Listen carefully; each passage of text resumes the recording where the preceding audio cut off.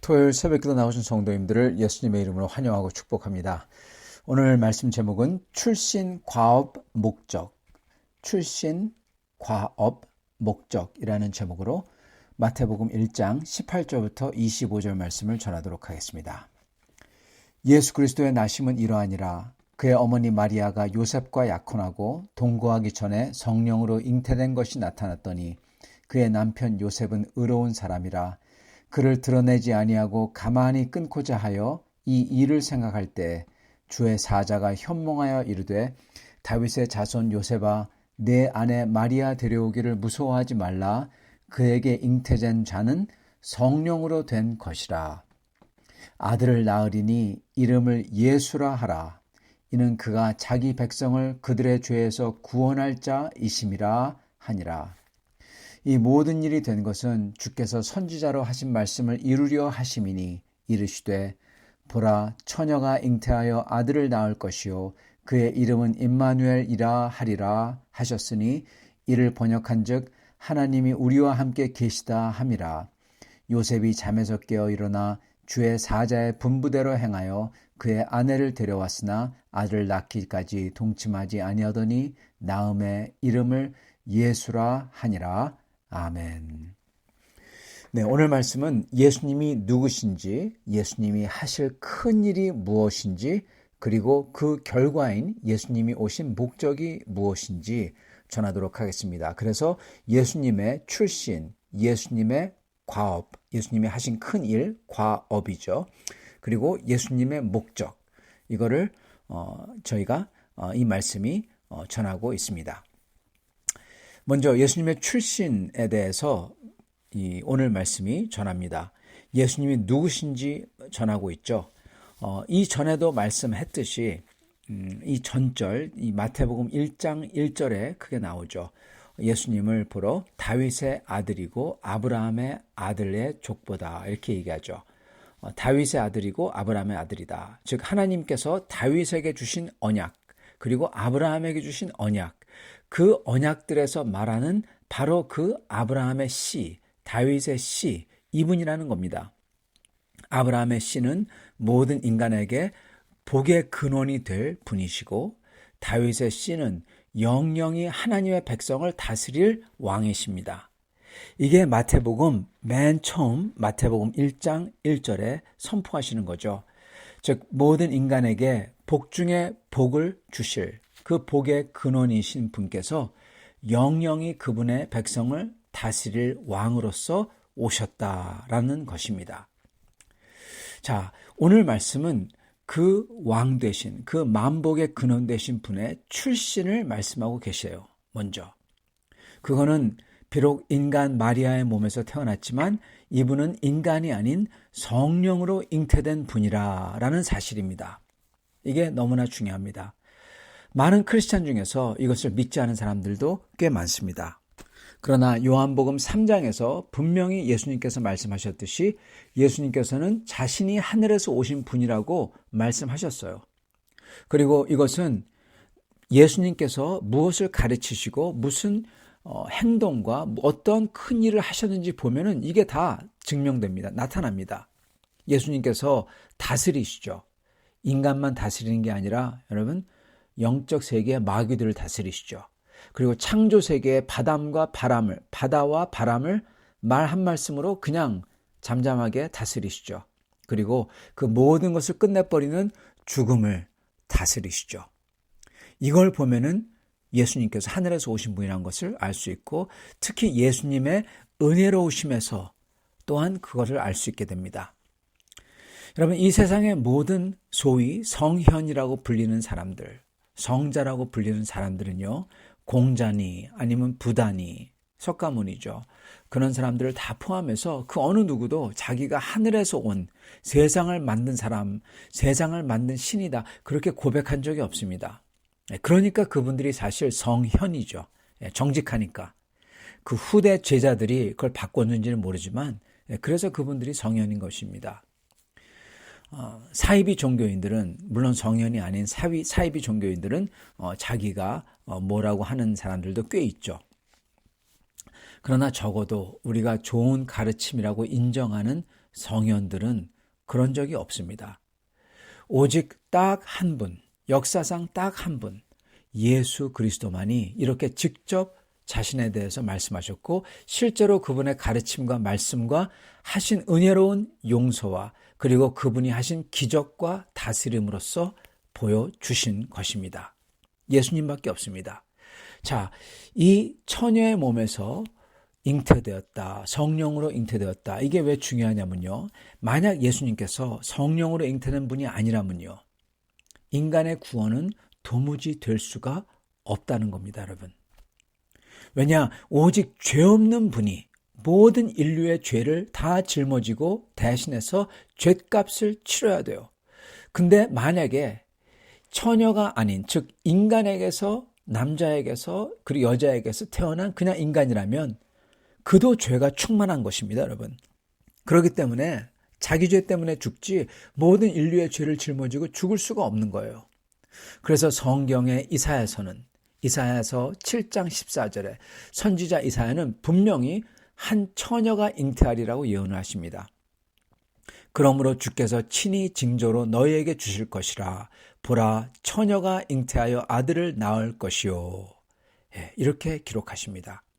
이거를 또 읽고는 어떤 믿음 없는 사람들은 또 이렇게 얘기합니다. 처녀라는 단어는 그냥 젊은 여인을 가리키는 단어다. 그래서 어떤 여인이 잉태해서 아들을 낳을 거다. 그 뜻이다. 그럽니다.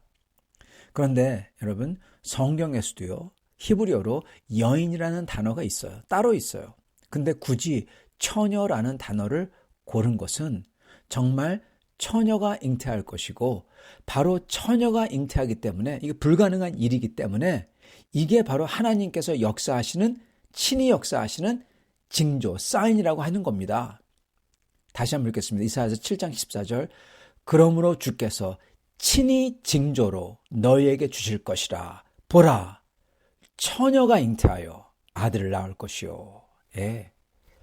처녀가 잉태했기 때문에 이게 하나님께서 친히 역사한 징조라는 것입니다. 처녀가 아닌 여자가 잉태하면 그건 그냥 다 하는 거죠. 여러분, 이게 바로 예수님의 출신입니다. 하나님 자신, 성령에게서 잉태하신 분이라는 겁니다. 그리고 두 번째는 이분의 역할에 대해서, 즉 이분의 과업에 대해서 천사가 선포합니다. 그건 바로 이분은 예수라는 겁니다. 예수. 아람어인 예수. 예수라는 말은 아람어입니다. 이 예수라는 아람어는 고전 히브리어로 여호수아입니다. 구약의 바로 그 여호수아예요, 여러분. 이스라엘 백성을 대적의 손에서 구원하는 사람, 여호수아. 그리고 예수, 여호수아, 이 뜻은 바로 구원입니다. 하나님의 백성인 이스라엘을 적에서 구원했던 여호수아, 그리고 이제 이 세상 모든 하나님의 백성을 구원하실 구원 중에 구원을 이루실 분, 구원 그 자체, 바로 예수라는 겁니다. 구원이라는 겁니다. 하나님께서 이제 다윗의 가문에 요셉의 아내가 될 한 처녀 마리아라는 인간의 몸에 잉태하셔서 이 세상으로 인간으로 그리고 구원 그 자체로 오신다는 겁니다. 이게 지금 천사가 말씀해 주시고 계신 거예요.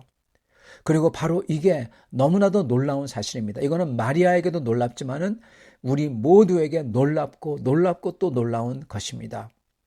여러분, 이 하나님께서 육신이 되어 성령으로 잉태하셔서 육신이 되어 인간이 되셔서 오신다는 것, 하나님이 육신으로 인간으로 오신다는 거야말로 성경에서 신비 중의 신비요, 하나님의 사랑의 제일 큰 사랑이며 제일 큰 사랑의 표현입니다. 이거는 제 생각이 아닙니다. 이건 제 말이 아닙니다. 요한 1서 4장 10절에 이렇게 기록합니다. 사랑은 여기 있으니 우리가 하나님을 사랑한 것이 아니요 오직 하나님이 우리를 사랑하사 우리 죄를 위해서 화목제로 그 아들을 보내셨음이니라. 여러분, 이게 사랑이라는 거예요. 하나님이 화목제물이 되시기 위해서 인간으로 오신 것, 이 자체가 사랑이라는 것입니다. 이게 하나님의 가장 큰 사랑이라는 겁니다. 이게 요한 1서 4장 10절이 성경이 말하고 있는 것이에요. 하나님의 가장 큰 사랑 그 자체가 뭐냐? 그건 바로 성육신이라는 겁니다.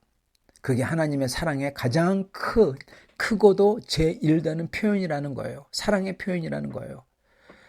그리고 이 성육신이야말로 왜 하나님이 성육신 하셨는지 이해가 도무지 안 되는 정말 신비 중의 신비라는 것입니다.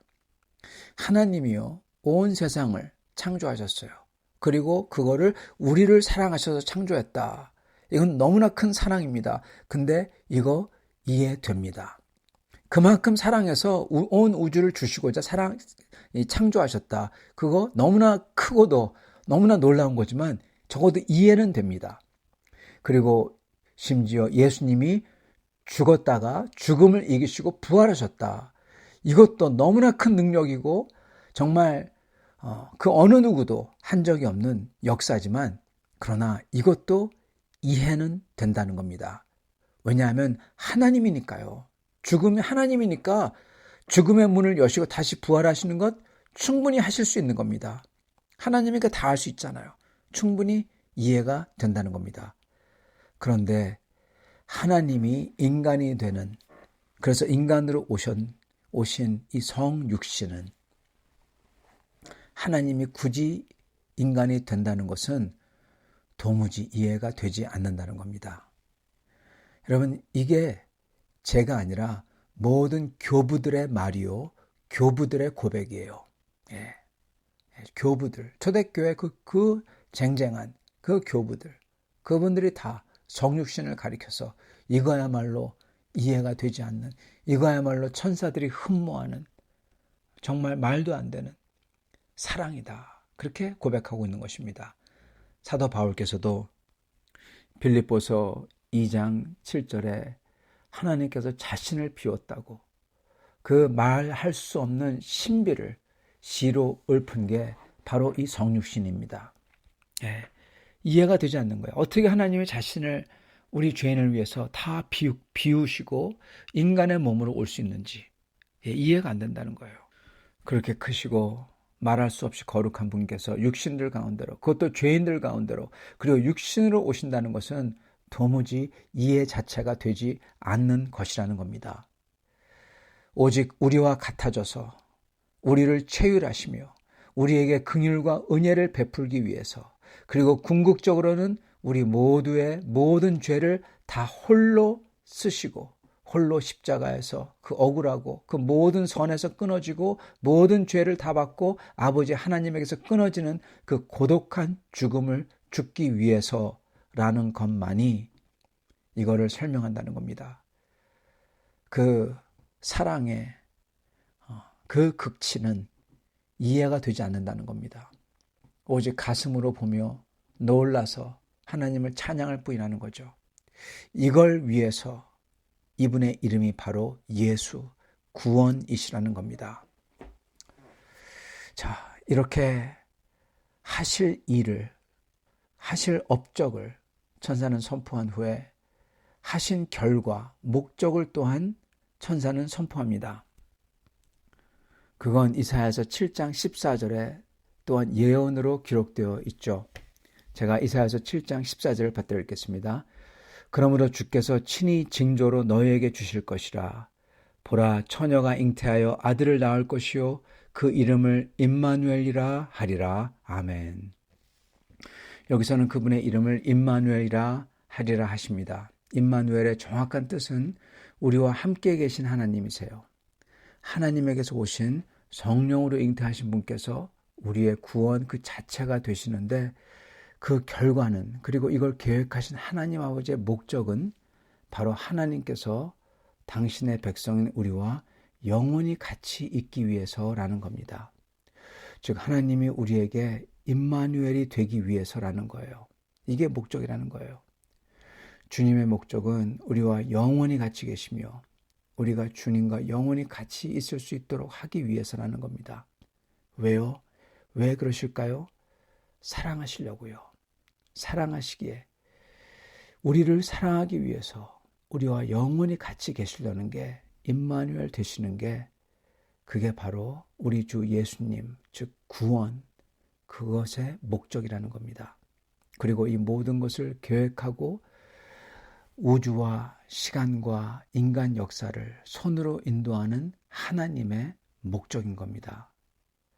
여러분, 이렇게 우리와 영원히 같이 계시고 사랑하려고 하는 게, 그리고 그 하나님이 되려는 게 하나님의 목적이기 때문에 또한 이게 바로 그 모든 성경 말씀의 목적인 겁니다.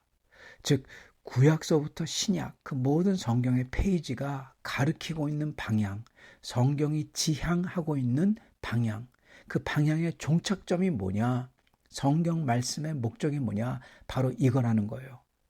하나님께서 우리와 영원히 같이 계시고 사랑하는 것, 이거라는 겁니다. 그리고 이 크고도 크신 바로 이 하나님의 사랑이야말로 하나님께서 진짜 신이요, 진짜 하나님이라는 것을 보여주고 있는 것입니다. 그리고 그 하나님의 아들이시요, 우리의 구원이요, 우리와 함께 계실 하나님, 그분이 바로 우리의 주 예수님이라는 거고요. 사랑하는 성도 여러분, 오늘 이 하나님의 말씀에서 천사는 놀라운 사실들을 인간에게 선포했습니다. 그리고 그거는 정말 놀라운 것, 하나님께서 우리를 사랑하사 우리와 함께 계신 하나님이 되시고자 이렇게 우리의 왕이 되실 하나님의 아들, 하나님 자신이죠. 그분이 인간이 되어서 우리를 구하고자 오셨다는 겁니다. 이 하나님의 사랑 앞에서, 이 하나님의 목적과 역사 앞에서 우리는 다만 감격하며 그 주님의 발 아래 엎드릴 수밖에 없습니다. 그리고 그분께 모든 영광과 우리의 순종을 드리며 경배할 때 주님께서 우리와 함께 하실 거고, 그분의 함께 하시는 말할 수 없이 좋고 선하신 은혜가, 그윽한 하나님의 사랑이 이게 우리 삶에 가득할 것입니다. 이걸 받으시는 성도님들 다 되실 수 있기를 간절히 축원합니다. 같이 기도하겠습니다. 아버지 하나님, 감사와 찬양을 드립니다. 하나님께서 누구시고, 하나님께서 왜 이 땅에 오셨고, 그리고 어떠한 목적을 가지고 우리에게 오셨는지 알려주시니 감사합니다. 하나님 아버지, 그 목적의 끝, 이 성경 말씀의 목적인 우리와 영원히 같이 계실 하나님이 되시기 위해서 우리를 구하셔서 그렇게 우리와 영원히 사랑하며 같이 계실 하나님 되기 위해서 이 땅에 오셨다는 것, 주여, 오직 저희가 찬양과 경배와 예배를 드릴 뿐입니다. 주님, 그 주님 앞에 순복하게 하여 주시옵시고, 주님을 사랑하며 기뻐하며 따르게 하여 주시옵시고, 그러므로 우리 삶에 하나님의 은혜가 가득한 성도들, 그 하나님을 증거하는 성도를 다 될 수 있도록 축복하여 주시옵소서. 예수 그리스도 받들어 기도드립니다. 아멘.